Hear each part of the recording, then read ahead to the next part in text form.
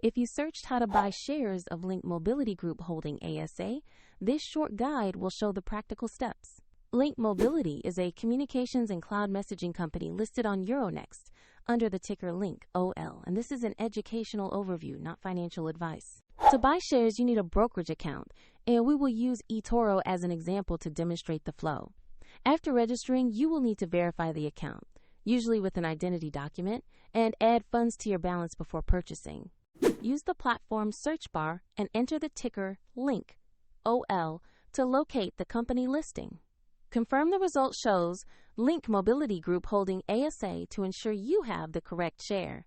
Open the asset page to review basic company information and the price chart for context. Double-check the company name, Euronext listing, and the ticker LINK.OL to confirm this is the right stock. Click Invest, enter the amount you want to purchase, then carefully review the order details and confirm the trade. If the market is closed, the order may be queued until it opens, and if you do not have enough funds, the platform will prompt you to add money before final confirmation.